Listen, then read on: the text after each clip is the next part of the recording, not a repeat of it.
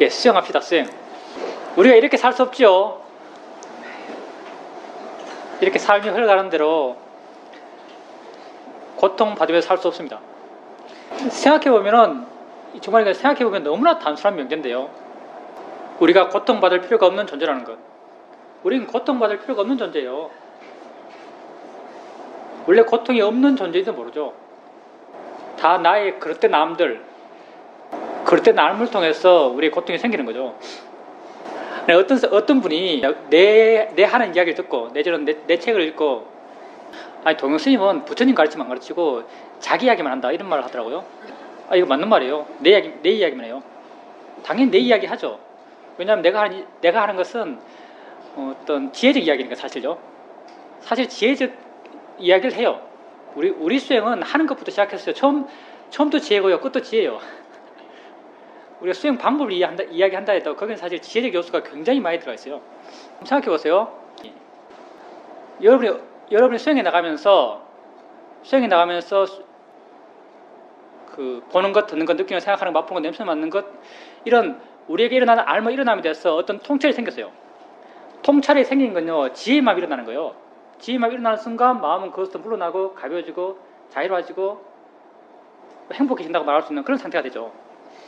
그리고 통찰의 지혜만 일어나면요, 다음 순간 바로 일어나는 마음이 그 지혜를 해석하는 마음이요. 그걸 뭐 회강 반주하는 지혜 이렇게 말할 수도 있을 거예요. 어떤 지혜가 생겼구나라고 해석해요, 마음이. 이렇게 해석할 때 마음이 자기에게 생긴 지혜를 해석할 때 어떤 언어를 쓰면서 해석할까요? 경전적 언어를 쓸까요? 내 생각에는 아무리 경전 많이 공부한 사람도요, 지혜가 일어나고 지혜의 내용을 마음이 스스로, 이건 내가 뭐 하는 게 아니거든요. 마음이 스스로 이런 지혜가 생겼다, 이 지혜의 내용은 이렇다라고 마음이 스스로 보여줘요. 내용을요. 그때 언어를 쓰는 거죠. 이 언어를 쓸 때 그 쓰여지는 단어, 표현, 언어가 경전에서 나오는 그런 표현을 쓸까요? 아니면 자기가 일상의 삶에서 썼던 표현을 쓸까요? 예, 당연해요. 자기가 일상의 삶에서 썼던 표현을 써요.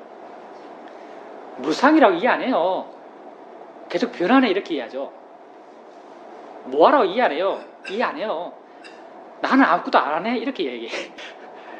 수준은 좀 떨어져 보이지만 이게 진실한 거예요. 사실은요.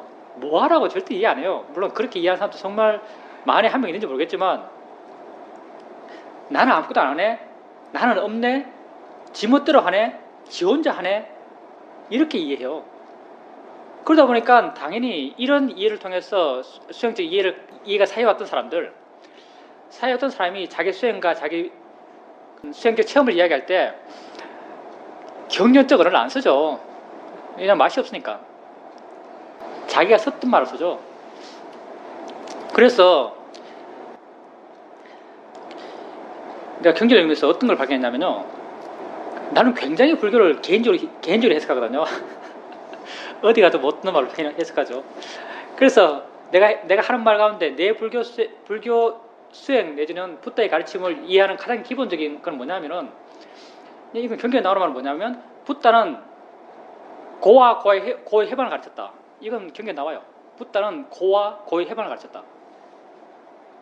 거기서 나아가서 내가 이런 붓다의 고에 대한 붓다의 말씀과 우리 수행을 연결해주는 고리가 뭐냐면요, 고는 알면서 생긴다.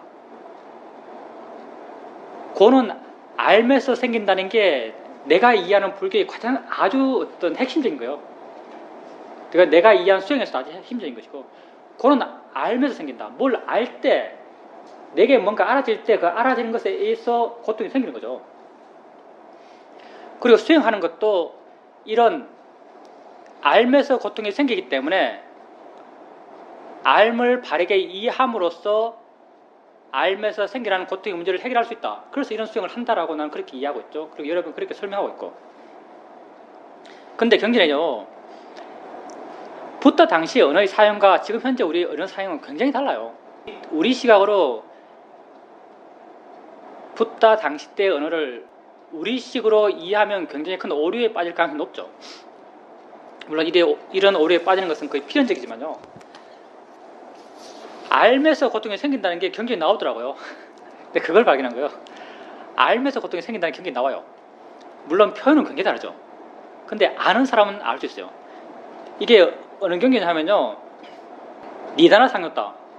니다나 상요따는 연기와 관련된 주제로 묶여있는 상요따 니까예요. 아마 상요따 니까 2권일 거예요. 1권 시, 2권 연기, 3권 오온, 4권 6권, 6가지 감각기관, 이렇게 상요따가 묶여있는데, 두 번째 권, 연기와 관련해서 나온 묶여진 경전, 니다나 상요따입니다. 니다나 상요따의 24번째 니까예요. 외도 수행자들, 이런 제목입니다. 한 번은 사리부존자가 탁발 나갔어요. 이런 어떤 상황이 종종 나오는데, 탁발 나가다 보니까 사람들이 밥을 안 줘요. 생각해보니까, 야, 지금 너무 시간이 이르다. 시간 좀 보내고 다시 와야겠다고 생각해요. 그러면서 가는 곳이 있죠. 외도 수행자들이 모이는 곳에 가요. 거기 갔어요. 가니까 외도 수행자들이 묻죠. 나도 업을 믿는데, 이 고통이란 게 나 때문에 생긴 겁니까? 아니면 이 고통이란 게 남 때문에 생긴 겁니까? 아니면 이 고통이란 게 그냥 원인 없이 지멋대로 우발적으로 생기는 겁니까? 이렇게 사례부존자에게 묻죠. 그러니까 사례부존자께서 고통은 나 때문에 생기는 것도 아니고, 고통은 남 때문에 생기는 것도 아니고, 고통은 우발적으로 생기는 것도 아니다.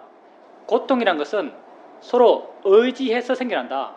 Dependently origin이라고 하는데, 고통은 의지해서 생겨난다. 그럼 무엇에 의지하는가?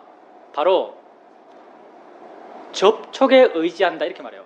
고통은 접촉에 의지해서 빨리 여는 파사죠, 파사. 12연계 나오는 거죠. 촉이에요, 이게. 고통은 촉에 의해서 생겨난다. 그러면서 설명하면서 나중에 나오는 게 뭐냐면, 그 어떤 사람도 접촉 없이 그 무엇도 경험할 수 없다, 이렇게 말해요. 접촉 없이 그 무엇도 경험할 수 없기 때문에 고통은 촉에 의지해서 생겨난다. 촉에 의지한다는 게 곧요, 알에 의지한다는 거예요. 똑같은 말이에요. 촉이 뭐죠? 우리가 촉이라고 하면요, 흔히들 몸을 원인으로 인해서 생겨난 촉, 다 하면 느낌이 나죠. 이걸 촉이라고 그러죠, 보통. 근데 이 촉만 있는 게 아니고요, 모든 6가지 감각기관에서 다 촉이 있어요. 보여지는 게 내 눈에 들어오죠. 보여지는 게 내 눈에 들어오면 눈과 부딪혀요. 이게 촉이에요, 부딪힘. 들려진 소리가 내 귀에 들려요. 그럼 이 들려진 소리와 내 귀가 부딪혀요. 이게 촉이에요. 또 마음도 마찬가지예요. 마음도 뭐 화났다면 우리가 화의 마음을 어떻게 알겠어요? 화의 마음을 아는 마음과 부딪혀요. 이 부딪힘이 촉이에요. 이런 촉에 의지해서 고통이 생긴다는 거예요. 이 촉이 뭐죠? 촉은 알의 과정 중에 하나죠. 우리는 현대 교육을 받았고 현대의 어떤 인식 체계를 갖고 있는 우리는 고통은 알을 원인으로 생겨난다라고 하면 이해해요, 사람들이. 근데 아마도 부터 당시에는 고통은 촉에 의해서 생겨난다 하면 그 사람들 이해했던 모양이에요. 이 말을 잘 이해 못하겠어, 사람들은. 이 경전 이것만 읽는 사람들. 고통은 촉에 의지해서 생겨납니다. 우리식 표현하면 고통은 알에 의지해서 생겨나요. 그 알에 의지해서 생겨나는 고통은요, 실제 고통받을 필요가 없는 거예요. 우린 그걸 이해하고 싶어 하죠. 왜 실제 고통받을 필요가 없을까요? 고통의 원인이 사실은 내가 만든 것이기 때문에, 실제 내게 없는 것을 대상으로 고통받기 때문에. 수행은 단순해요. 수행은 우리의 고통은 우리 알물 원인으로 생겨나요. 우리에게 알아지는 문제를 해결해 가는 거예요. 알물은 언제 있어요? 알물은 현재 있는 거죠. 현재 내게 있는 알물, 바르게 알물로서 우리의 고통을 해결하려고 그래요. 현재 내게 진짜 있는 것, 이게 중요하죠, 수행에서는. 이게 무슨 말인가? 내가 만약 어제 누구와 싸웠어요. 누구랑 어제 아주 강하게 말다툼을 했어요. 그게 하루 종일 고통스러워요. 하루 종일 그때는 고통받아요.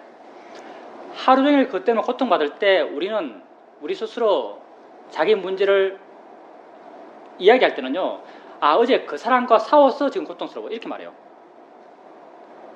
어제 그 사람과 싸워서 지금 고통받아. 지금 마음이 아파. 이렇게 말해요. 근데 사실요, 이렇게 생각하기 때문에 그 사람이 고통을 해결하는 방식도요, 원인이 거기 있기 때문에. 이 사람은 원인이 어제 그 사람과 싸웠다는 걸 고통의 원인이라고 생각해요.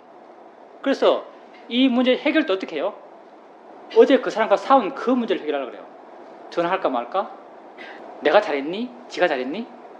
뭐 내가 화낼만 했지? 아니면 뭐 그 사람이 화낼만 했지? 계속 그거 궁금해요. 여러분 살면서 그렇게 하잖아요.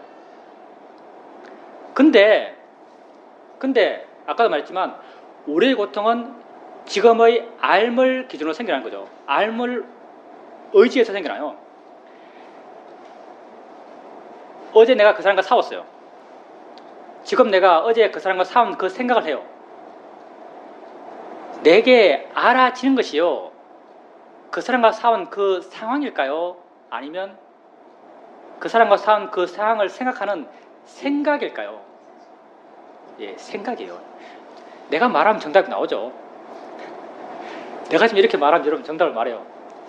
근데 삶의 문제를 해결하는 데는요, 이 정답들을 안 해요.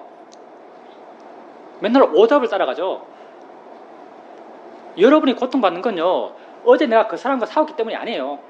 지금 그 생각을 하기 때문이에요. 지금 하고 있는 그 생각은요, 여러분에게 알아져요. 여러분이 이 고통을 해결하기 위해서, 우리는 기본적으로 고통이 생기면 고통을 해결하려고 그래요. 근데 원인이 뭔지 알고 바르게 고통의 문제를 해결하려 해야죠. 고통의 원인이 뭔가? 그 사람과 어제 싸웠기 때문이 아니에요. 지금 그 생각을 하기 때문이에요. 그럼 여러분이 고민해야 될 것은요, 지금 여러분에게 알아지는 생각을 고민해야죠. 생각을 고민하셔야 돼요. 이 생각이 고통받을 생각인가? 이 생각 때문에 내가 고통받아야 하는가? 이 생각에 고통의 요소가 실제 있는가? 그럼 이 생각과 집에 있는 강아지 생각하는 것과 뭐가 다르지? 다 그냥 마음속으로 뭐 어떤 내용들이 지나가고 있는데, 여러분 고통의 원인이요, 생각이기 때문에 여러분은 이 생각을 고민하셔야 되고 생각을 궁구하셔야죠. 왜냐하면 그게 원인이니까. 그래서 우리 수행이 뭐예요? 단순해요. 지금 내게 있는 걸 알아가는 거예요. 어제 있는 것도 내일 있을 것도 아니에요. 지금 여러분에게 있는 생각 같은 경우는 우리가 아주 강하게 착각할 수 있죠. 어제 걸 진짜로 믿는. 그냥 내용이 강력하니까요. 근데 이제 여러분이 어제 걸 진짜로 안 믿는 대상들이 많아요. 기본적으로 느낌. 왜 느낌이 가장 기본적인 수행 대상인가? 착각이 약하게 일어나요. 뭐 어제 느낌 가져와서 볼 일 없잖아요. 그래서 느낌이 아주 좋은 수행 대상이에요. 느끼면서 느낌 따라요. 지금 있는 것. 소리. 어제 소리가 가끔, 어제 내가 남한테 욕 들으면 뭐 소리도 어제 있는 소리를 지금 있는 것처럼 생각도 많이 하지만, 지금 내게 들리는 소리들, 지금 있다라고, 지금 있는 걸로, 그리고 내일 어제 걸로 착각하지 않을 수 있는 것, 가장 기본적으로 그게 느낌과 소리들이죠. 그래서 여러분의 가장 기본적인 수행 대상이요, 느낌과 소리예요. 지금 있는 걸로 알기 가장 쉽기 때문에. 이렇게 느낌과 소리에 대해서 알아가고 알아가게 되면 점점 현재 여기 있다는 것에 대한 이해들이 생기죠. 현재가 뭔지에 대해서 이해가 생겨나요. 그렇게 해 나가면서 조금씩 생각에 대해서도 현재 내용이 아닌 현재 여기 있는 생각에 대해서 생각을 대상으로 마음이 머물게 되죠. 그렇게 현재 여기 있는 것에 대해서 마음이 머물게 되고, 그리고 여기 있는 것에 대해서 마음이 이해해 나가고, 이렇게 마음의 힘들, 지혜의 힘들이 좋아져 가게 되면요, 내가 지금 아는 것으로부터 나는 고통받을 필요가 없다는 이해가 조금씩 생겨나요. 이건 고통받을 게 아니라고. 우리가 세상을 살아오면서 많은 고통을 받아요. 우리가 받는 고통들에 대해서 우리가 부여하는 가치는요, 그것 때문에 고통받아 생각해요. 저걸 보니까 내가 고통받아. 저런 소리를 들으니까 내가 고통받아. 이런 느낌을 느끼니까 내가 고통스러워. 세상에서의 체험들, 상황들, 이런 것에 대해서 우리는 고통의 원인을 거기 찾고요. 고통을 해결하기 위해서도 우리가 해나가는 것은 이런 세상의 조건을 바꾸어 가려고 노력하는 것. 그게 우리가 고통의 문제를 해결하는 방식이요. 세상 사람들이 고통의 문제를 해결하는 방식은 이거예요. 그래서 세상 사람들이 해나가고자 하는 삶의 방향, 모든 삶의 방향은요, 다 고통이 줄어드는 것, 행복해지는 게 삶의 방향이에요. 그 사람들의 삶의 방향이 뭔가? 더 좋은 것을 보려고 그러고, 더 좋은 것을 들으려고 그러고, 더 좋은 느낌을 느끼려고 하고, 이게 세상 사람들이 고통을 줄여가는 방향이죠. 세상 사람들이 행복해지고자 하는 방향이에요. 근데 이건 틀렸죠. 이건 바른 방향이 아니에요. 이건 똑같은 거예요. 어제 그 사람과 싸웠어. 그 사람과 싸움 그걸 지금 생각하면서 그 사람과의 관계를 생각하고, 누가 잘못했는지 생각하고, 사과할까 말까 생각하고, 이렇게 문제를 해결하는 방식과 똑같은 거죠. 바른 원인이 아니에요. 우리가 고통받는 건요, 내가 어떤 삶의 체험을 하기 때문이 아니에요. 내가 어떤 삶의 체험을 어떻게 알기 때문이에요. 어떤 방향으로 알기 때문이에요. 우리의 견해 때문에 우리가 고통받는 거죠. 어떤 걸 체험하기 때문에 우리가 고통받는 게 아니에요. 만약에 우리가 어떤 것을 체험하기 때문에, 어떤 걸 보기 때문에, 어떤 걸 듣기 때문에, 어떤 걸 느끼기 때문에 고통받는다면요, 불교란 건 없어요. 왜? 이건 원죄이기 때문에. 피할 수 없는 고통이요.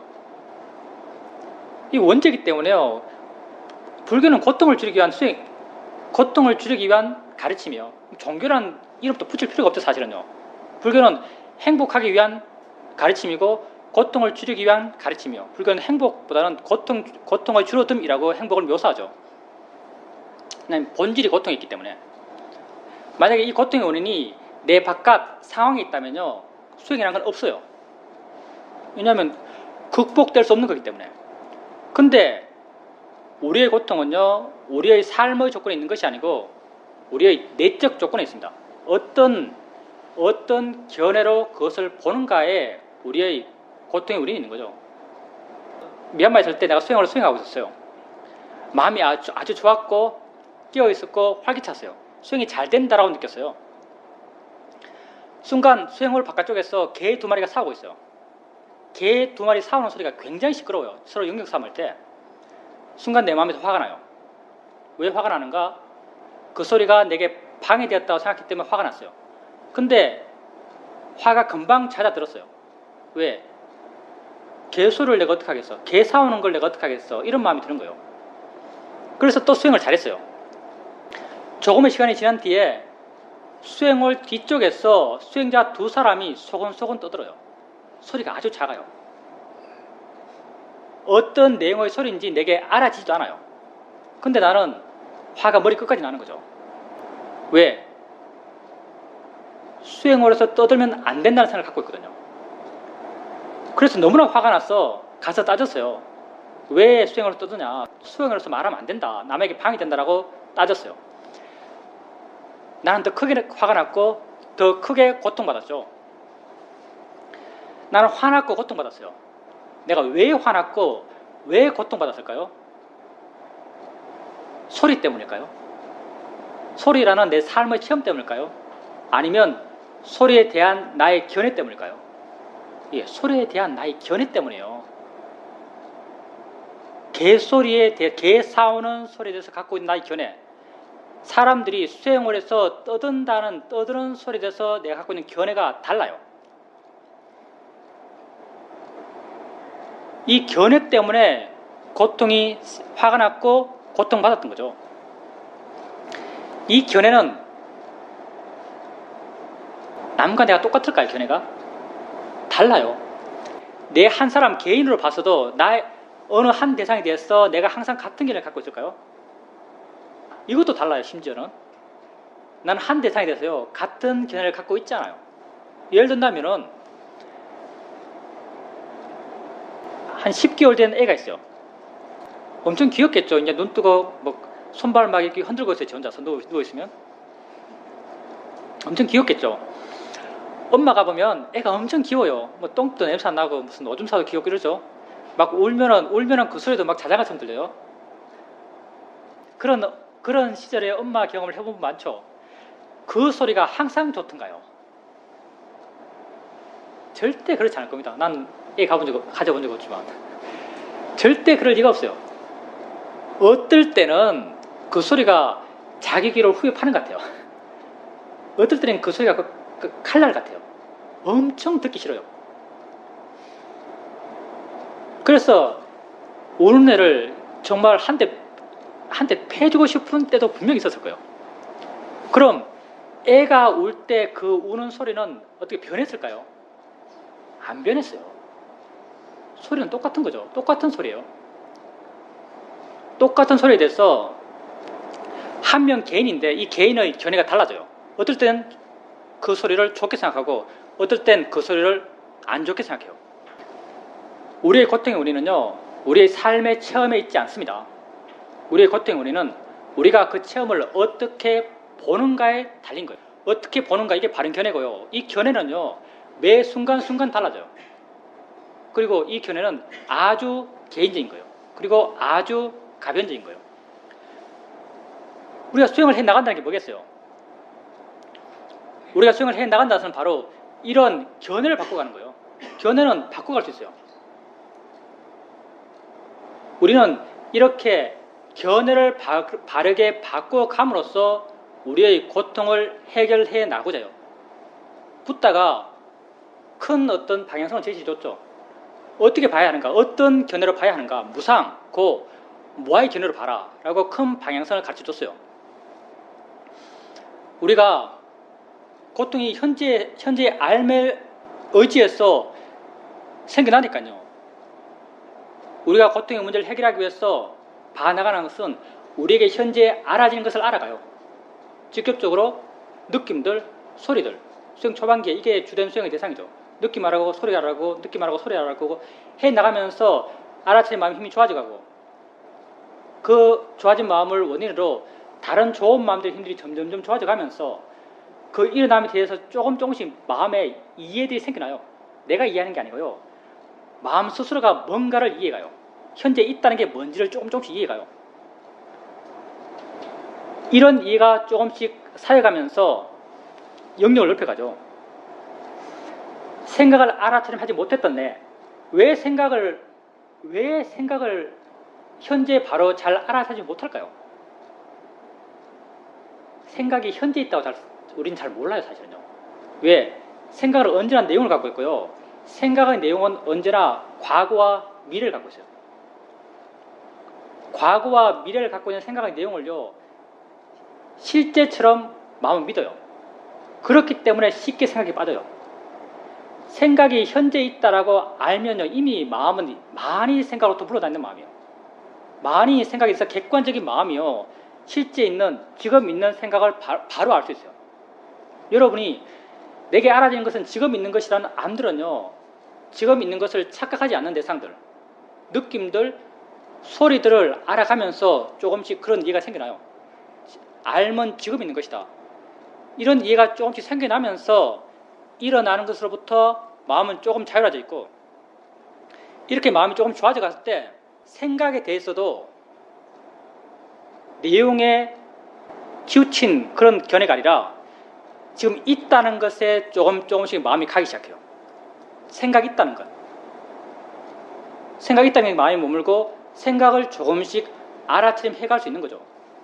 이렇게 생각을 알아차림하고 생각을 알아차림 해나가게 되면요, 여러분이 의도하지 않더라도 마음의 조건이 그러하기 때문에 생각이 뭐다라는 것은 이해가 생겨나요.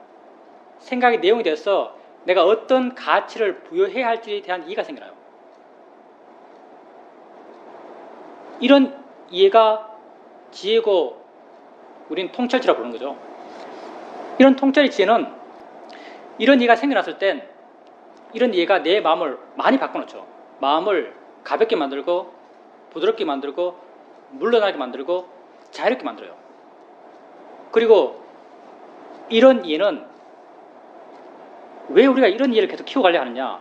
이런 이해는 현재 알면서 생긴 거예요.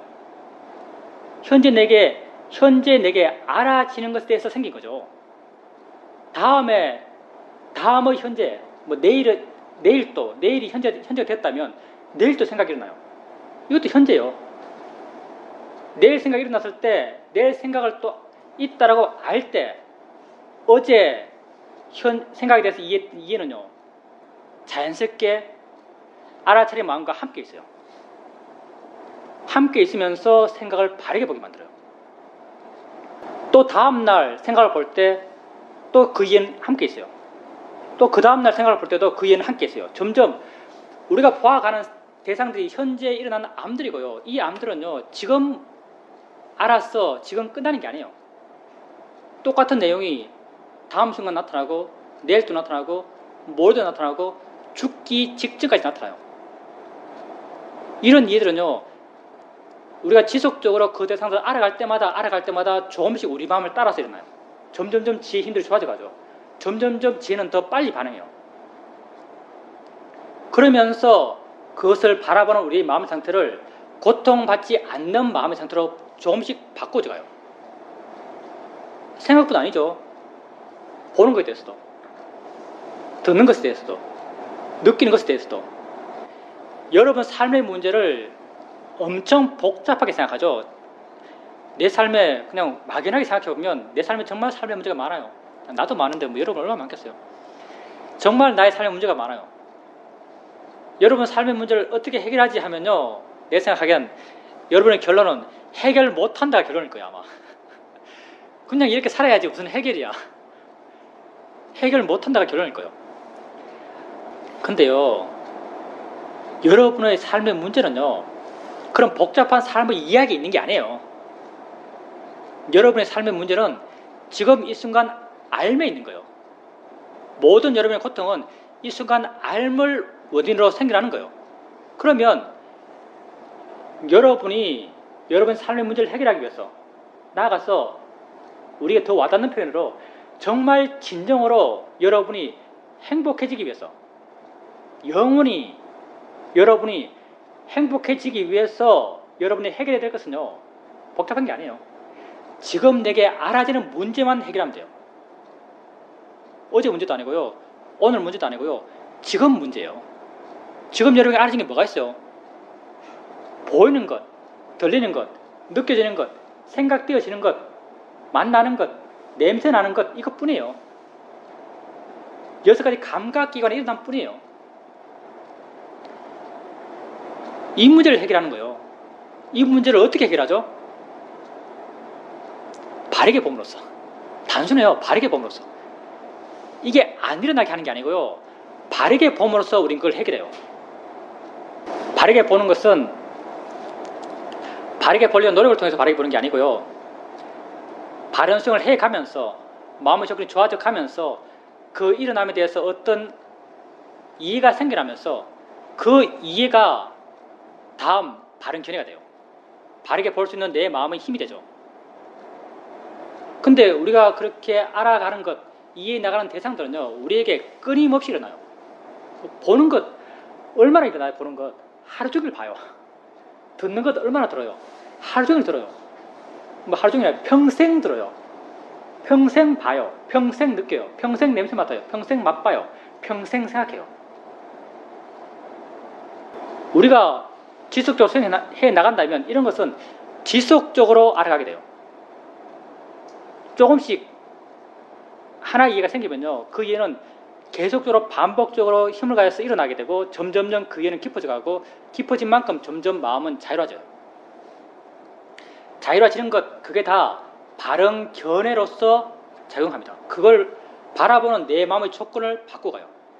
생각이라면 생각에 대한 이해는 생각을 바라보는 내 마음의 조건을 바꾸고 봄에 대한 이해는 보여지는 것을 바라보는 내 마음의 조건을 바꿔가요. 이렇게 우리는 조금씩 우리의 삶의 내용으로부터 자유로워집니다. 보살님이 내 말을 이해하지 못했다라고 말하는데요. 뭐 내 말을 당연히 이해 못하죠. 뭐 이해 못하면 보살님뿐 아니라 많아요. 그리고 보살님이 이해했다 했어요. 이해했다 해도 이해 수준이 많아요. 이해 수준이 많이 다르고요. 이해했다 해서 내 삶의 이런 계열의 문제들, 예를 들어서 보이는 것에 대해서 내가 이해했다 해서 보여지는 모든 것부터 자유로운가? 이건 그렇지 않아요. 만약 어느 한 대상에 대해서도 보여진 것이 되었던, 들려진 것이 되었던, 느껴진 것이 되었던 어느 하나에 대해서 어떤 사람이 완전히 자유롭다면요, 그 사람은 아란이에요. 보살님께서 설령 내가 이러이러했어, 이렇게 보면은, 이렇게 바르게 보면은 고통받지 않는다라고 말했고, 이 말을 보살님이 사유적으로 그럴 것 같다라고 이해했더라도요, 실제 삶에서 보살님이 아주 강하게 집착하고 있는 대상, 강하게 조건 지어져 있는 대상을 보게 되면요, 마음은 반응해요. 그만큼 힘이 없어요, 우리가. 근데 그 힘을 계속 키우고 가는 거죠. 근데 보살님이 이제 그 사람을, 어떤 사람이 있어요. 사람에 대해서 보살님이 계속 충격을 받는 거죠. 충격을 받는데 아까 말한 거 똑같아요. 보살님이 유념해야 될 것은요, 지금 진짜 있는 게 뭐지라는 거예요. 우선 문제의 타켓을 바르게 잡아야 돼요. 보살님이 만약 고통받는다면요, 그 타켓은 언제나 그 사람이에요. 그 사람과 헤어져서 집에 왔어도 그 사람 때문에 괴롭다면요, 그 타켓은 그 사람이에요. 그 사람이 타켓이라면요, 마음이 끊어져 그 사람에게 간다면요, 이건 문제가 해결이 안 돼요. 왜냐하면 그때 마음은요, 과거에 가 있거든요. 그 사람과 내일 뭐 할 일이 있다면 그건 미래가 있어요. 마음이 과거와 미래가 있는 것이고요, 지금 내게 없는 걸 갖고 고민하는 거예요. 문제는요, 그 사람이 문제가 아니고요, 집에, 만약 보살님께서 집에, 그 사람과 헤어져서 집에 있다면요, 생각이 문제예요. 그때 보살님께서 자연의 이치다. 자연의 이치란 말이 바른견해요. 바른견인데, 자연의 이치란 것도요, 대상에 대해서 일으키는 바른견해요. 모든 마음은 대상을 갖고요, 바른견의 마음 또한 대상에 대해서 일으키는 거예요. 이것도 타켓이 명확해야 돼요. 그냥 두리뭉실하게 내 상황이 자연의 이치야, 이게 아니고요. 뭐 두리뭉실하게 내가 이렇게 고통받는 이 상황이 자연의 이치야, 이게 아니고요. 자연의 이치라는 것은 법의 일어남이 자연의 이치요. 보살님이 만약 집에서 고통받고 있다면 보살님의 고통의 원인이 되는 생각의 일어남이 자연의 이치요. 생각을 자연의 이치라고 아셔야 돼요. 타켓이 명확하면요, 바른견의 이치가 훨씬 더 힘있게 작용해요. 예, 그렇게 보지 마시라고요, 내 말은. 그건요, 관념적인 거예요. 타켓이 없어요, 사실은. 그냥 보살님, 두리뭉실하게 보살님 상황이, 내 상황이 뭐 인과지, 지금까지 이렇게 그 원인을 이렇게 지어왔기 때문에 결과들이 나타났지라는 어떤 삶의 인과를 자연의 이치라고 그냥 말하는 거예요, 대충. 그게 아니고요, 그게 아니고, 자연의 이치라는 것은요, 현재 보살님의 알의 일어남이 자연의 이치요. 보살님에게 알아지는 것, 알의 일어남이 자연의 이치고, 보살님 삶의 진행이 자연의 이치요. 그때는 생각이 일어나는 게 자연의 이치요. 그 사람에게 만약 오늘 그 사람 만났어, 그 사람과 만난 상황에서 또 화가 났어요, 또 충격을 받았죠. 이 충격의 마음의 조건이 아주 강하기 때문에요, 집에 와서도 계속 그 사람 생각해요. 이렇게 그 사람 생각해 나갈 때 보살님이 마음은 자연스럽게 그 사람과 관계한 어떤 관계들을 생각하면서 그 관계에서 문제를 해결하려고 그러죠. 다음에 안 봐야지, 뭐 다음에 만나면 어떻게 해야지, 뭐 다음에 말하면 나도 이렇게 내 주장을 해야지, 뭐 다음에 그런 소리 들어도 반응 안 해야지, 뭐 이런 생각을 하는 거죠. 이렇게 문제를 해결하는 게 자연스러운 마음의 경향이겠지만 지금까지 그렇게 해왔으니까. 근데 수행하는 보살님은요, 좀 다르게 하세요. 수행하는 보살님은요, 지금 보살님에게 알아지는, 지금 보살님에게 진짜 있는 것을 문제 삼으세요. 진짜 있는 건요, 그 사람이 아니에요. 진짜 있는 것은 그 사람과 관계한 상황이 아니에요. 진짜 있는 것은 생각이 진짜 있어요. 생각을 자연의 이치라고 하세요. 그러면 타켓이 명확해요. 그러면 자연의 이치란 바른견에도요, 훨씬 강력하게 작용해요. 그리고 이것보다 더 어려운 게 그 사람과 함께 있을 때요. 그 사람과 함께 있을 때 수행하는 건 정말 힘들 거예요. 왜냐하면 만약 보살님이 그 사람으로부터 그렇게 마음의 충격을 강하게 받는다면요, 그 사람과 함께 있을 때 마음은 이미 위축돼 있어요. 이렇게 마음이 위축돼 있으면요, 위축이라는 게 곧 화거든요. 화가 번뇌고요. 번뇌가 있을 때 내 마음의 수준이 떨어져요. 내 마음의 질이 낮아요. 내 마음의 질이 낮으면은 수행 못해요. 그래서 그 사람과 함께 있을 때는 수행하려는 마음이 잘 안 생겨요. 그러면 그 사람과 함께 있을 때 뭐 그 사람 말하는 거 중요하겠어요? 그 사람 보는 거 뭐 중요하겠어요? 마음이 대충 알아서 지가 하겠죠. 보살님이 그때요, 뭘 보냐면요, 이렇게 위축된 마음을 보세요. 내가 위축된 게 아니고요. 내가 위축된 게 아니에요. 마음 지가 위축된 거예요. 조건에 그러하니까 지가 위축된 거예요. 보살님이 내가 위축되었다고 하면 해결책이 없어요. 근데 마음이 위축되었다고 하면요, 위축된 마음을 알고 있는 마음이 있어요. 또 이것도 보살님이거든요. 위축된 마음보다 위축된 마음을 알고 있는 이 마음이 더 나같아요. 뒤에 있는 마음을 우리는 더 나와 동일치하거든요. 위축된 마음을 알고 있는 마음은요, 위축 안 될 수 있어요. 지의 힘이 크면 클수록 안 돼요. 위축된 마음은 수행 못 해요. 이럴 때는요, 위축된 마음을 아셔야 돼요. 마음이 위축되었다고 아셔야 되고요. 이걸 위축된 마음이 위축되는 것, 이걸 자연의 이치라고 하세요. 이걸 대상으로 하세요. 그러면 이걸 자연의 이치로, 이걸 대상으로 이해한 마음, 이런 지혜의 힘이 크면 클수록요, 마음은 위축되어 있지만 위축된 마음을 알고 있는 마음은 위축되지 않아요. 이렇게 마음이 좀 가벼워질 거예요.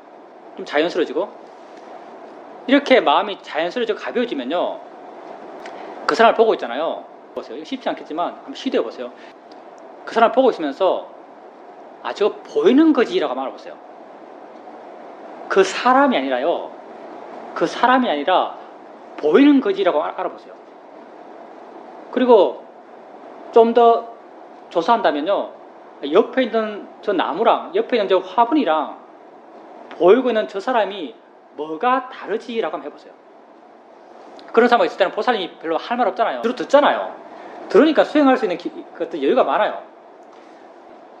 보면서 저 보이는 거지, 옆에 있는 화분과 뭐가 다르지, 이렇게 해보세요. 그러면 또 거기에 대한 이해가 있으면요, 마음이 조금 가벼워져요. 가벼워진 건 다 지혜가 작용하기 때문에 그래요. 마음이 가벼워지는 것은요, 가벼워진 이 마음 자체가 지혜의 작용이에요. 이렇게 지혜가 조금 작용하는 거예요. 계속 지혜를 키워가야죠. 왜냐하면 다음에 또 소리 들을 거니까. 그리고 또 다음에 또 볼 거니까요. 그 사람이 내게 말을 해요. 그 말에 대해서 난 계속 충격받아요. 뭐 때문에 충격받는가? 우선 그 사람이 하는 말이라는 그 나의 가치, 그리고 그 사람 말의 내용에 대해서 나는 계속 충격받아요. 그래서 충격받을수록요, 나는 더 저 말은 저 사람이 하는 거야, 저 말의 내용은 이거야라는, 저 사람 것이라는 것, 그리고 말의 내용에 대해서 더 집착해요. 더 집착하면요, 더 고통받아요. 그럼 그 소리 들으면서 저건 소리야 라고 알아보세요. 저건 소리야. 옆에 들리고 있는 차 소리랑 저 소리가 뭐가 다르지? 이렇게 한번 조사해 보세요. 그러면 이런 이해가 조금씩 생겨나면서요, 마음은 물러날 거예요. 물러나는 게 지혜예요. 이렇게 보살님은 수행을 해 나가셔야 돼요. 지금 당장 이게 쉽지 않겠지만요, 이 길을 가셔야 돼요. 이 길은요, 무한한 길이고요, 이 길은요, 계속 갈 수 있는 길이에요. 기본 원리는 수행하는 것이에요. 실제 보살벽에 있는 것을 문제 삼으세요. 그건 보여지고 있고 들려지고 있는 것이에요. 생각되어지고 있는 것이에요. 보여지는 것으로서, 들려지는 것으로서, 생각되어지는 것으로서 알아가야 되고요. 그걸 문제 삼아야 되고요. 그걸 조사하셔야 되고, 그걸 이해해 나가셔야 돼요. 이제 우리가 삶에서 그런 고통이 생겨나면은 흔히 우리 수행의 관심은요, 이런 고통 없는 좀 편안함, 어떻게 이 생각 안 날 수 있을까? 어떻게 이 화가 안 날 수 있을까? 어떻게 마음이 편안해질까? 이게 우리의 관심이에요. 물론 수행을 바르게 하고 수행을 꾸준히 나가면요, 이렇게 되어 가요. 근데 설령 이렇게 되지 않더라도요, 보살님 자신에 대해서 만족할 수 있는 요소가 뭐가 있냐면요, 생각이 일어나요. 생각 때문에 내가 고통받아요. 그때 보살님은 생각에 대해서 이 생각은 생각일 뿐이야 라고 발언결을 일으켜요. 이 생각은 자연의 이치야 라는 발언결을 일으켜요. 어떤 마음이 이 발언결을 일으킬까요? 예, 지혜의 마음이 일으키는 거예요.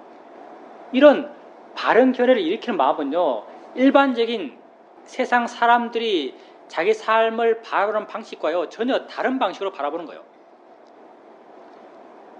난 이렇게 그 순간 바르게 살려고 노력하고 있어요. 그 순간 나는 바르게 알려고 노력하고 있어요. 바르게 알려고 노력하고 있는 그 자신에 대해서 크기가 얼마가 되었든 만족감이 생길 수 있어요. 만족감이 곧 행복감이에요. 그렇게 바르게 하려고 하고 있는 자신을 확인해 보세요. 그 사람을 바라보면서, 그 사람을 보면서 보이는 거야 라고 하고 있는 자신, 그냥 보이는 것에 빠지는 게 아니고요, 그 사람이란 관념에 빠지는 게 아니고요, 보이는 거야 라고 하고 있어요. 나는 그 사람 말을 들으면서 단지 그 말에 빠져 있는 것이 아니라 들리는 거야 라고 난 하고 있어요. 그렇게 내 삶의 내용을 바르게 알려고 하는 내가 있는 거죠. 그런 자신이 돼서 나는 만족할 수 있어요. 지혜의 힘이 좋으면 좋을수록요, 이런 결과가 아니라요, 하고 있는 자신에 대해서 행복해요. 하고 있는 자신에 대해서 만족하는 마음이 생겨나요. 예, 모든 법, 모든 실자는 법은요, 다 원인과 결과에 이어짐이요.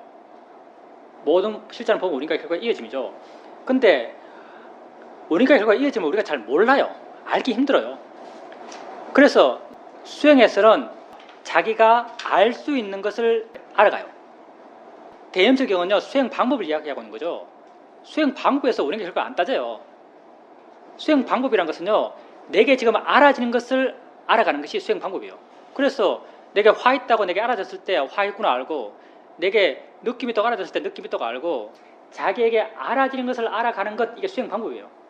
근데 자기에게 알아지는 것을 무상, 무아의 바른결을 반응하게 되면요, 점점 마음은 알아지는 것을 물러나게 되고, 알아지는 것에 대해서 마음은 가벼워지고 밝아져가요. 이렇게 알아지는 것에서 마음이 점점 물러나게 되면요, 조금씩 실제 하는 것에 대한 이해도 생겨나요. 실제 하는 게 뭐냐 하면요, 작용과 성질이거든요. 우리가 화 있다고 처음에 알 때는요, 그 화는 내게 알아지는 화의 형태로 화가 알아져요. 이건 관념입니다, 사실요. 내게 알아지는 화로서 화를 알아요, 맨 처음에는.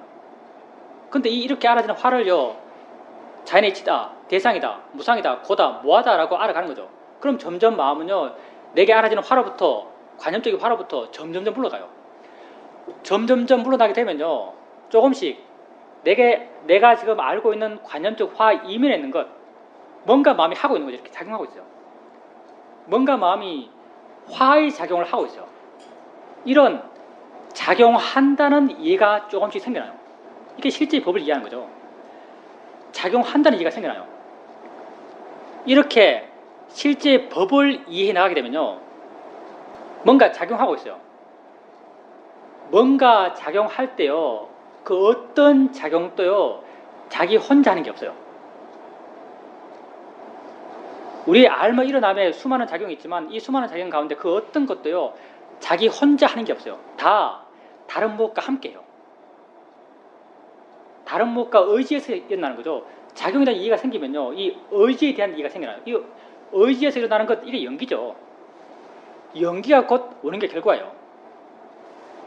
이렇게 수행을 해 나가면서 처음에는 관념적 대상을 알아가면서 이 관념적 대상에 대해서 마음이 점점 좋아져가고, 좋아진 마음으로 그 관념적 대상을 봐나가게 되면 관념 이면에 있는 실제, 관념을 가능하게 했던 실제들,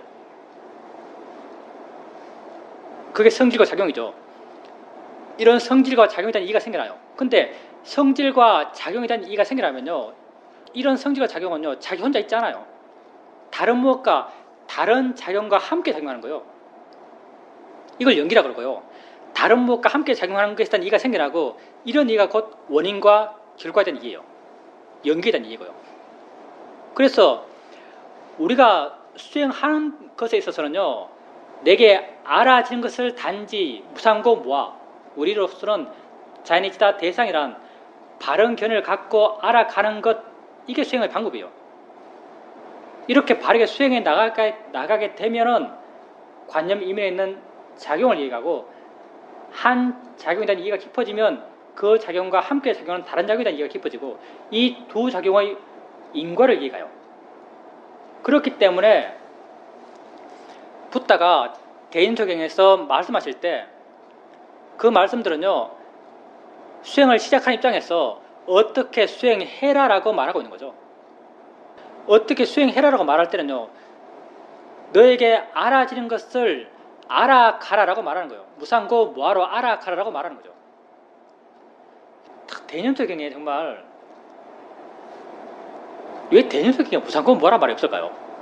이건 굉장히 사람들에게 치명적인 오해를 줬어요. 경전 다른 부분에는 무상고 무아란 말이 나와요. 뭐 많이 나오죠. 무상고 무아가 몸이 영원한가 영원하지 않은가 영원하지 않습니다. 그럼 영원하지 않은 게 고통인가 즐거움인가? 고통입니다.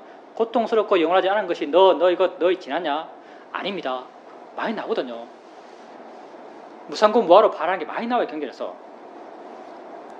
근데 수행 방법이 이겁니다라고 편집되었다라고 하는 게 일반적이죠. 그걸 쭉 부처님이 설명한 게 아니고요. 경전에서 있는 여러 가지 수행 어떤 지도들을 수행 가르침들을 쭉 모아서 체계 있게 쭉 정리한 것 후대 정리한 것을 대념초경이다라고 보통 현대 학자들은 그렇게 생각해요. 그런데 왜 거기 무상고무아를 안 넣었을까요? 이 바보들이. 그거 넣었으면 정말 수행이 많이 오류에 빠질 가능성이 많이 줄어들 거예요. 대념초경에서 무상고무아라는 말을 뭘로 대체했는가? 뭘로 대체했냐면요. 몸을 단지 몸으로 알아라. 이걸 대체한 거예요. 몸을 단지 몸으로 알아라. 이걸 다르게 말하면 법을 단지 법으로 알아라. 이 같은 말이에요. 법을 단지 법으로 알아라. 이 말도 다르게 말하면요.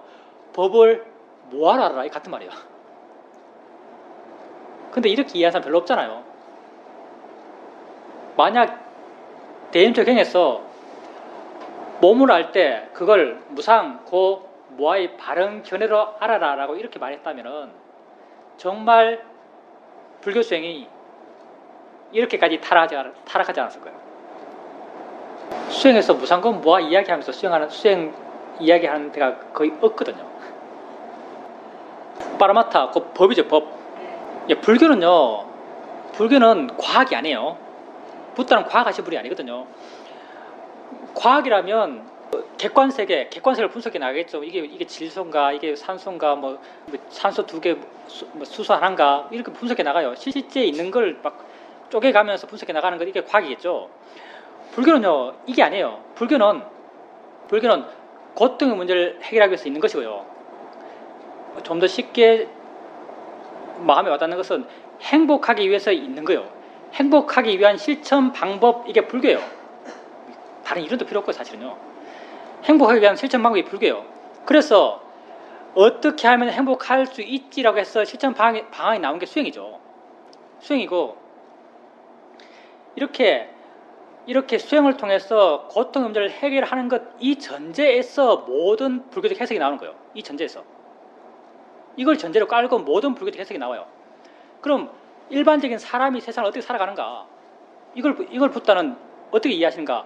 일반적인 사람들이 세상을 살아갈 때 나무 보고 풀 보고 새소리 듣고 자동차 소리 듣고 살아가요. 이렇게 살아가잖아요. 이렇게 살아가는 것 따져보니까 다 관념이에요. 관념이 뭔가 하면 이렇게 보고 있는데 이런 동그란 걸 보는 게 아니라는 거예요. 실제는 이게 동그란 것은 어디 있는가?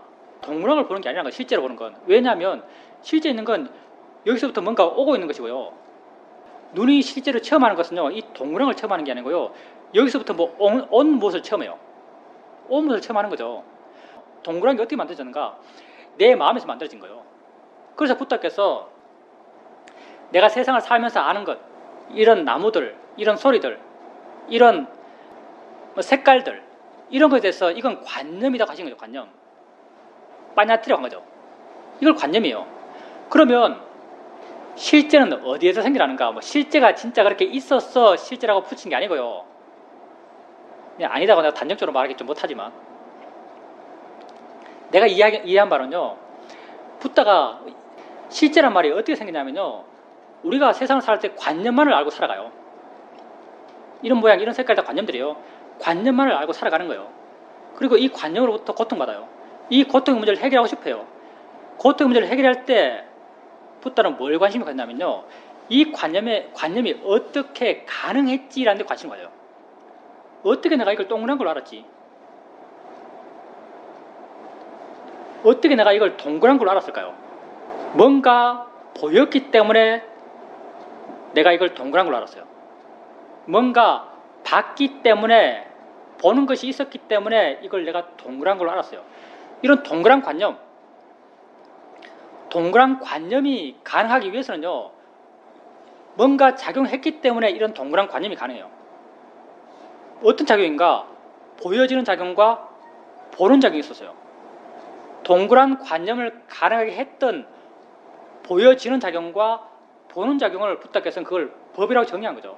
법은 정의된 거예요. 관념이 가능하게 했던, 관념을 가능하게 했던 법이에요. 따라서 법이란 건요, 관념과 괴리될 수가 없어요. 관념 치워버리고 법만 있을 수가 없어요. 법은 관념의 의지에서 정의된 것이기 때문에.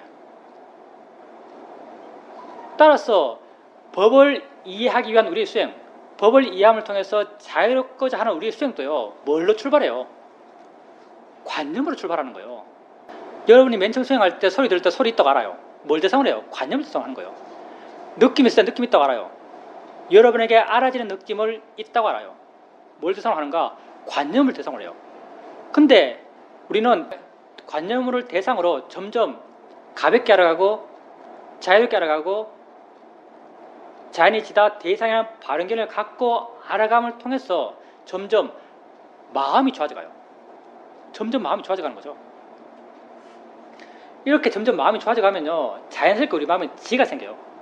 알아서는 힘이 좋아지고 고유함 힘이 좋아지면요, 자연스럽게 지혜가 생기는데, 어떤 지혜가 맨 처음 생기는가? 내가 알고 있는 것에서 관심 갖는 지혜가 생겨나요. 이 느낌을 내가 어떻게 알지? 우리는 물론 그 과정을 이미 다 폭내버렸지만, 사실은 이런 과정을 다 폭내서 여러분 이런 점 다 알지만요, 설령 붓다는 이런 과정 설명 안 하거든요. 설령 붓다처럼 수행을 가르쳤을 때 느낌은 느낌이 알고, 소리 있으면 소리 알고, 화 있으면 화 있다고 알고, 이렇게 알아지는 것을 무상권 뭐하러 반항하라 라고 붓다처럼 가르쳤어요. 이게 관념을 대상으로 수행이거든요. 이렇게 관념을 대상으로 자연이다 대상이다 라고 바른견을 일으키면서 알아가게 되면 점점 마음은 좋아져 가면서 이 관념과 멀어져 가요. 관념과 멀어져 가면서 이 마음이 점점 좋아져 가요. 점점 마음에 여유가 생겨나요. 대상이 붙어 있으면 여유가 하나도 없지만요, 대상이 물러나서 지켜보게 되면 마음은 굉장히 끼어있고 활기차면서 여유가 있어요. 이런 마음은 점점 대상에 대한 관심의 지혜가 일어나요. 내가 이 느낌을 어떻게 알지? 이런 관심이 생겨나요. 동그란 게 어떻게 가능했지? 정말 그런 마음 안 생길 것 같아요. 정말 붓다 가르친 기본적인 수행을 꾸준히 계속해 나가면요, 이런 어떤 관심이 생길 거예요. 동그란 건 왜 동그랗지? 저 나무가 내게 어떻게 보이지? 보임이 어떻게 가능하지? 소리가 뭐지? 이런 관심 갖는 마음이 생겨날 거예요. 이런 관심 갖는 마음을 통해서 수행하는 마음은 더 좋아지겠죠. 이렇게 마음이 더 좋아지면요, 이 좋아진 마음은 관념 이면에 있는 게 이해가 돼요. 아, 뭔가가 보였기 때문에 저 나무라는 봄이 가능했구나. 뭔가 봤기 때문에 저 나무라는 관념이 가능했구나라는 이해가 생겨나요. 이게 법을 이해한 거죠. 이게 빠라마타를 이해한 거예요. 이렇게 빠라마타는 이해가 생겨나면 그 빠라마타, 그 법이 가능하게 했던 관념들, 그 관념들에 대해서요, 마음은 좋은 반응, 욕심의 반응, 화의 반응을 잘 안 일으켜요. 법을 이해하면요, 관념으로부터 마음은 점점 좋아져가요. 보살님 일상의 삶 이야기했는데, 일상에 살면서 길을 걸어가고 있는데 하수도에 쥐가 죽어 있어요. 반쯤 썩었다. 고양이가 물어떠서 반쯤 썩고 있어요. 여성분들은 다 그런지 모르겠지만 엄청 놀라겠죠. 엄청 징그럽게 생각하고 뭐 경악하고 뭐 비명 꽥 질지도 모르겠어요. 마음이 확 놀라서 엄청 안 좋은 마음이 일어났어요.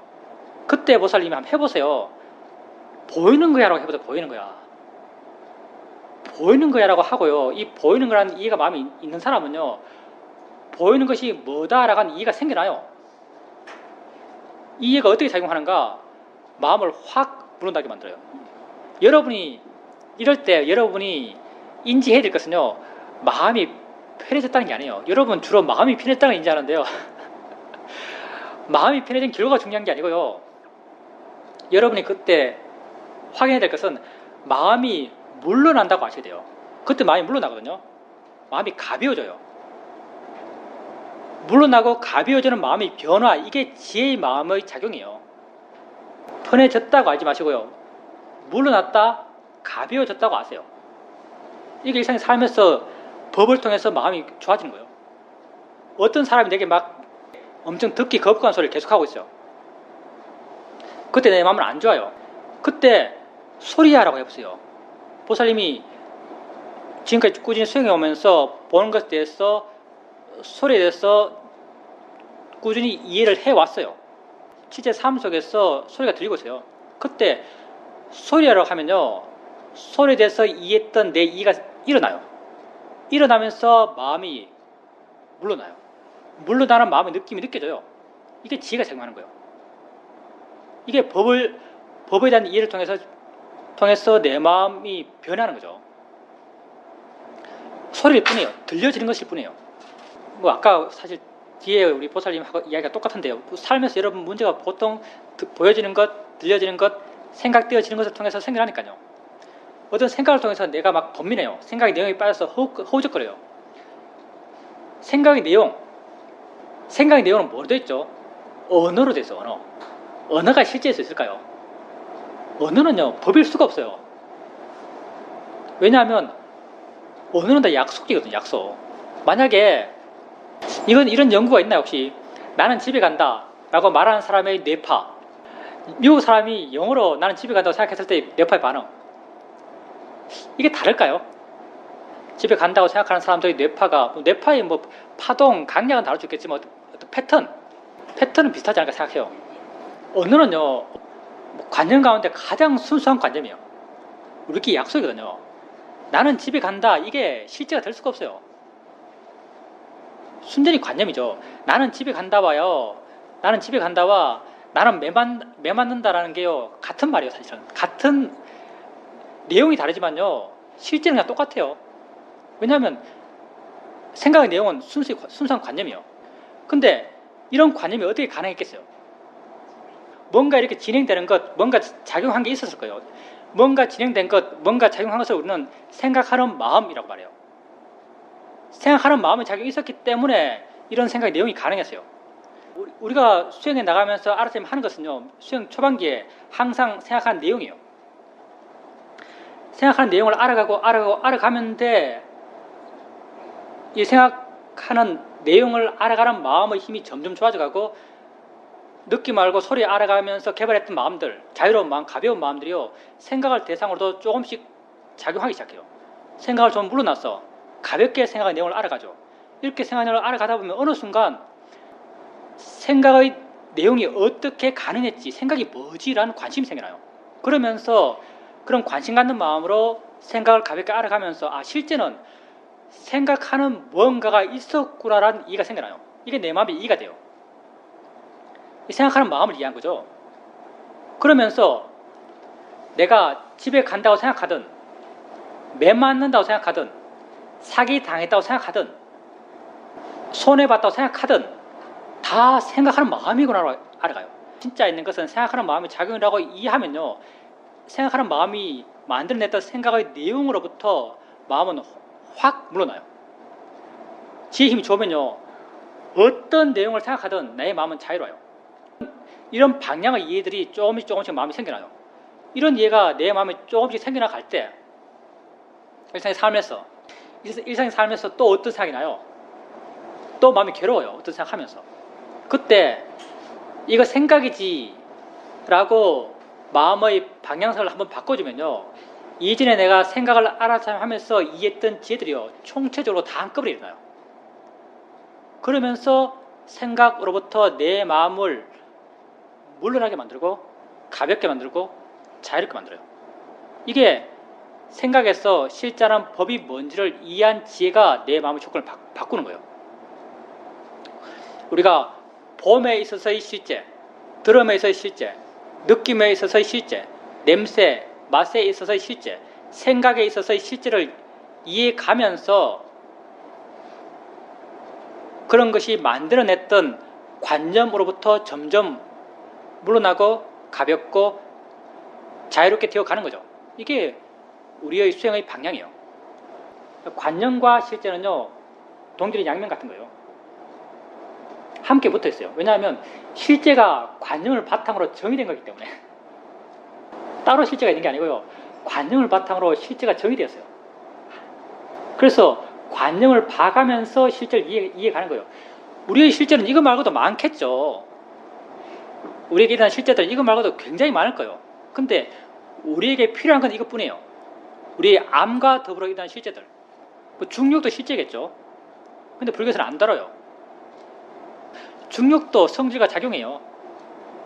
근데 우리는 중력을 안 다뤄요. 왜? 암과 더불어 일어나는 작용이 아니기 때문에. 우리의 알미란 것은 관념에 대한 알미고요. 우리는 관념을 알며 살아가는 것이고, 관념의 암과 함께 작용하는 관념의 암을 가능하게 했던 실제만을 따져요. 그래서 우리의 수행 방법 또한 관념을 알아가는 게 우리의 수행 방법이고요. 붓다가 경전에서 수행을 가르칠 때도 관념을 알아갈 때 바른 계례로 알아가는 게 붓다의 수행의 가르침이고요. 근데 그렇게 관념을 바르게 수행해 나가게 되면, 바르게 알아차며 나가게 되면 그 관념에 대해서 마음은 가볍게 되고 자유롭게 되고 물러나게 돼서 관념을 객관적으로 반하게 되고, 관념을 객관적으로 반하게 되면 관념 이면에 있는 실제에 대한 이해들이 조금씩 생겨나게 되고, 실제에 대한 이해가 점점 분명해지고 힘있게 되면 그런 실제가 만들어냈던, 법이 만들어냈던 관념으로부터 우리를 자유롭게 해요. 모든 번뇌는요, 관념 때문에 생겨나는 것이고요, 모든 고통 또한 관념 때문에 생겨나는 거예요. 큰 의미의 좋고 나쁨이 있고요, 좁은 의미의 좋고 나쁨인 거죠. 우리 마음이 우리에게 행복감을 주는 마음, 이게 좋은 마음이요. 보살님이 그걸 볼 때 이제 보살님 마음을 쫓고 있는 거죠. 보살님 마음이 쫓고내서 저걸 좋다라고 느껴요. 저 보여주는 것에 대해서 아 좋다라고 느끼는 거 있잖아요. 아 좋다라는 느낌은요, 보살님의 좋은 마음을 원인으로 해서 좋은 느낌이 생기는 거예요. 근데 좋다라는 것도 사실은요, 우리가 착각하는데요, 어떨 때는 욕심으로 좋다고 할 때 있어요. 욕심으로 좋다고 할 때요, 정말 보살님 마음을 면밀하게 보면요, 욕심으로 아 좋다라고 할 때는요, 마음이 안 좋아요. 사실은요. 예를 들어서 밤에 배가 고파요. 배가 고픈데 오늘 가서 시험해봤어요. 저녁 안 먹고요, 한 8시쯤 됐어. 아 배고프네 해서 보살님 뭘 좋아하는지 모르겠는데 하여튼 라면 좋아한다 해봅시다. 아, 라면 먹어야 되면서 라면을 끓였어요. 먹잖아요. 먹으면서 아 좋다라고 하잖아요. 아 좋다라고 할 때 그 마음가요, 평창 올림픽 보면서 아 좋다라는 마음은요, 전혀 다른 마음이에요. 그거 비교해보세요. 밤에 라면 먹으면서 아 좋다라는 마음은요, 굉장히 꿀꿀한 마음이에요. 아주 깜깜한 마음이에요. 아주 들떠있는 마음이고요, 아주 묶여있는 마음이에요. 근데 평창 올림픽 개막식 보면서 그냥 보여지는 것 보면서 아 좋다라는 마음은요, 아주 자유로운 마음이에요. 행복한 마음이고요.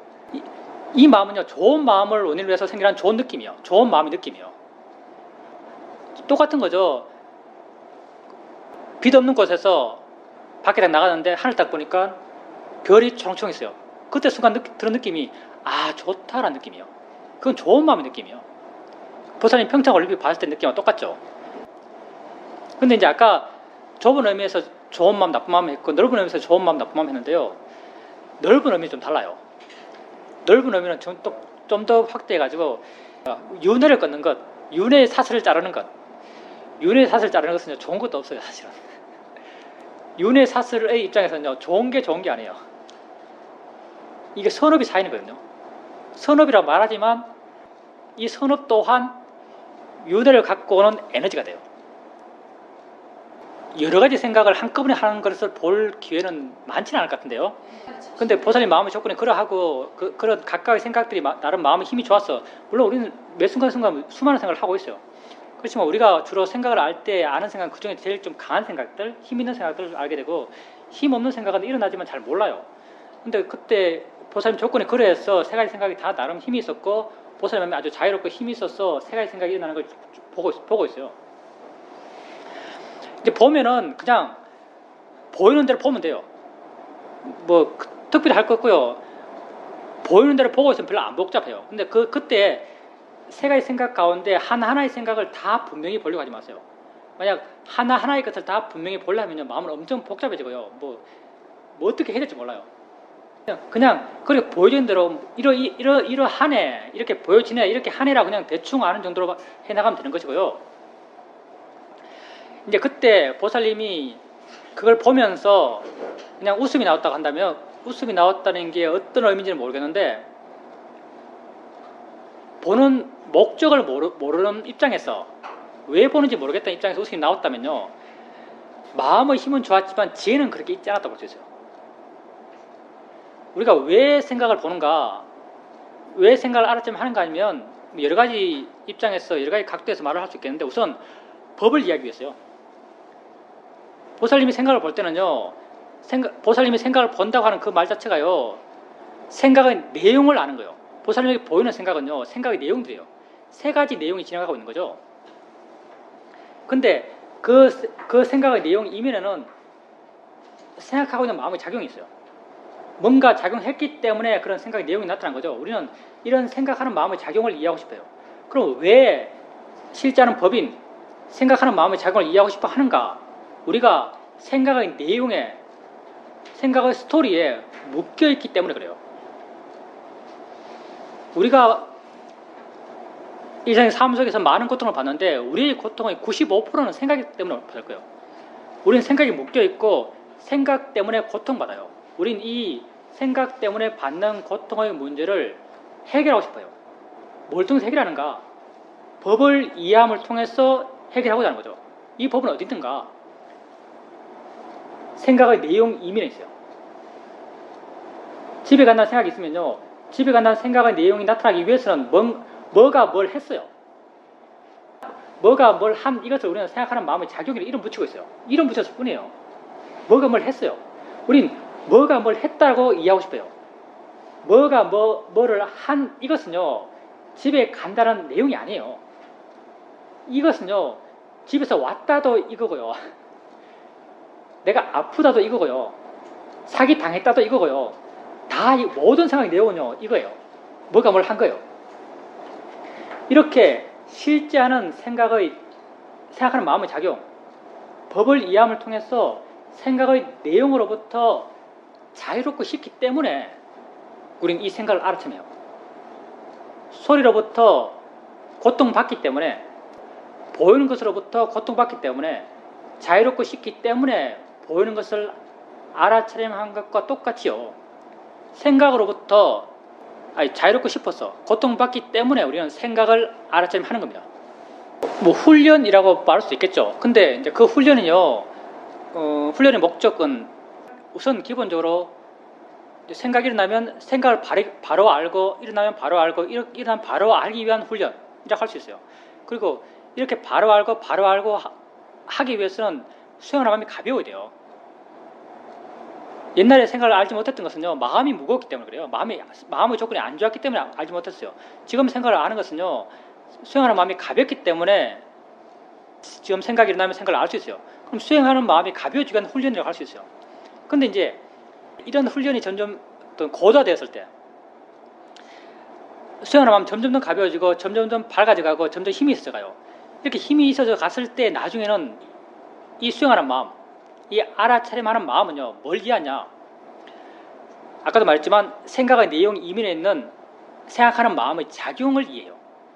그 목적이라 한다면요, 생각하는 마음의 작용을 이해하기 위해서 생각을 알아차림한다고 하면 맞는 말이에요. 법을 이해하기 위해서 생각을 알아차림한다고 말하면 맞는 말이에요. 어떤 이해가 생기기 위해서 생각을 알아차림한다고 하면 그건 바른 말이에요. 근데 우리가 이해라고 말했잖아요. 이해라고 말하면서 이해의 내용을 말해요. 뭐 생각의 내용을 보면서 생각하는 마음의 작용을 이해한다고 말해요. 근데 이게 사실은 굉장히 단편적이죠. 사실은 생각 보면서 생각하는 마음을 이해한다. 이게 이해가 굉장히 핵심적인 이해이긴 하지만요, 지혜는요 실제 이렇게 단편적이잖아요. 지혜는 굉장히 포괄적이에요. 굉장히 포괄적이에요. 지혜는요. 예를 들어서 여러분이 수행에 나가면서 생각을 봐나가요. 생각을 봐나가면서 생각이 더 어떤 이해가 생겨나요. 이런 이해는요 원화되지 않거든요. 이해가 생겨나고 난 뒤에 이해가 일어나고 이 일어난 이해가 원화돼요. 이런 일어난 이해들이 점점 사이 가죠. 점점 사이 가서 다음에 또 생각이 일어나요. 다음에 생각이 일어났을 때 생각을 알아차림해요. 알아차림하는 순간 내가 지금까지 이해했던 이해가 따라오면서 지혜의 작용을 해요. 이 지혜의 작용은요 단순히 그냥 생각하는 마음의 작용이야. 이거 여기에 머물지 않아요. 생각하는 마음의 작용이라는 이해도 있고요. 그 생각의 내용에 대해서 내가 어떤 가치를 부여할지에 대한 이해도 있고요. 생각의 내용에 대해서 내가 이 내용을 따라야 할지 따르지 말아야 할지에 이해도 있고요. 이런 수많은 이해들이요, 수많은 이해의 내용들이 다 함축되어 있어요. 실제 지혜가 일어나는 것은요 굉장히 포괄적이에요. 근데 이제 이렇게 말을 할 때는 그냥 뚝 잘라가지고 그 가운데 한 면만 보여주는 거죠. 표현은 그렇게 할 수밖에 없으니까. 한 면에 대해서 말할 때 주로 말하는 게 생각하는 내용이 있고 그 밑에 생각하는 마음의 작용이 있다. 생각하는 마음의 작용이 실제이고 생각의 내용은 관념이다. 이렇게 이제 약간 구조화시켜서 말을 하지만요, 실제 우리가 생각을 알아가면서 이해하는 것은요 단지 생각하는 마음의 작용만이 아니에요. 수많은 이해들이 그와 더불어 함께 일어나요. 근데 그걸 아마 지혜는 이렇게 하나일 거예요. 생각에 대해서 이해한 지혜는 이렇게 하나일 텐데, 이런 각도에서는 이렇게 이야기 되고 저런 각도는 저렇게 이야기 되고, 이런 각도에서 보면 이렇게 묘사되고 이렇게 관념적 내용으로 전개되고, 또 다른 각도 보면 또 다른 관념적 내용으로 전개돼 갈 거예요. 붓다가 우리의 존재를 말할 때 어떨 때는 오온으로 말하고 어떨 때는 육군으로 말하고 어떨 때는 연기로 말하고 여러 가지 말하잖아요. 이것처럼 지혜는 아주 함축적인 거예요. 포괄적인 것이고. 펴놓고 내가 말을 하다 보니까 엄청 복잡하죠. 이게 인간의 능력으로 가능한가라는 생각도 드는데요, 걱정하지 마세요. 여러분 다 이런 마음의 잠재력을 다 갖고 있습니다. 마음이 지가 해요. 여러분 노력으로 해야 건 단순해요. 엉덩이 느낌이 있으면 느낌이 딱 알면 돼요. 이게 자연의 이치질환 발현계를 일으키면서. 소리 있으면 소리 딱 알면 돼요. 자연의 이치질환 발현계를 일으키면서. 그렇게 점점 해나가게 되면요, 마음이 지 길 따라서 지 갈 길을 가요. 그러면서 이런 이해들도 지가 해나가는 거예요. 마음 스스로가 해나가는 거죠. 여러분이 해나가는 게 아니에요. 우리가 이 복잡한 걸 어떻게 하겠어요? 여러분의 노력으로 가는 길이 아닙니다. 정말 이 길을 노력으로 간다면 정말 그 사람은 초인이에요. 초인. 근데 그냥 가요. 하다 보면 바른 길을 가게 되면요, 마음이 지가 뒤에 다 정리하고 와요. 따라오면서. 수행을 통해서 생겨난 지혜를 삼빠자나의 지혜라 그래요. 삼빠자나의 지혜를 이제 아따깠다. 경전에 대한 주석서죠. 붓다고사 스님이 쓴 주석서에 보면 삼빠자나의 지혜를 4가지로 나눠요. 삼빠자나의 지혜가 어디 나오냐면요, 대념 적용에 나와요. 대념 적용에 어디에 나오냐면은 신념체에 보면 맨 처음에는 뭐 걸으면 건 줄 알고, 뭐 누우면 누운 줄 알고, 앉으면 앉은 줄 알고, 4가지 자세에 대해서 바른 알아차림을 해나가는 것이 나와요. 신념체 두 번째가 뭐냐면 우리 일상의 삶 얘기가 쭉 나와요. 바로를 들 때 바른 알을 갖고 든 줄 알고, 정확한 표현 아닙니다. 책 찾아보세요. 정확한 표현은 책 찾아보세요. 분명한 알을 갖고 발을 들 땐 든 줄 알고, 놓을 땐 놓은 줄 알고, 옷 입을 때 옷인 줄 알고, 밥 먹을 때 밥 먹은 줄 알고, 말할 때 말한 줄 알고, 침묵할 때 침묵한 줄 알고, 소변 볼 때 경리는 소변까지 나와요. 소변 볼 때 소변 보는 줄 알고, 대변 볼 때 대변 볼 줄 알아라. 분명한 암을 갖고 이러한 행위를 해 나가라라고 해요. 분명한 암, 이게 삼바잖아요. 삼바다는 지혜죠. 이 삼바다는 지혜에 대해서 해석한 주석서에는 이 지혜를 네 가지로 나눠요.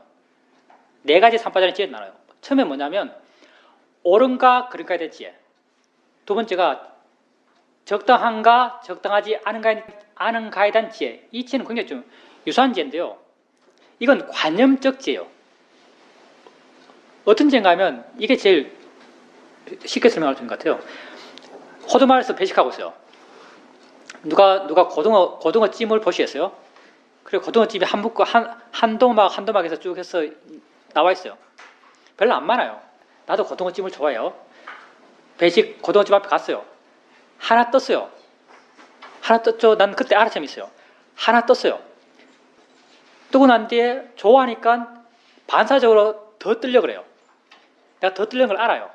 그 순간요, 삼바잔의 지혜가 일어나요. 이거 옳은가 그런가? 답은 나오죠. 그러다. 적당한가 적당하지 않은가? 또 답이 있죠. 적당하지 않다. 옳지 않다, 적당하지 않다고 하는 알미 일어나요. 이게 삼바잔의 지혜예요.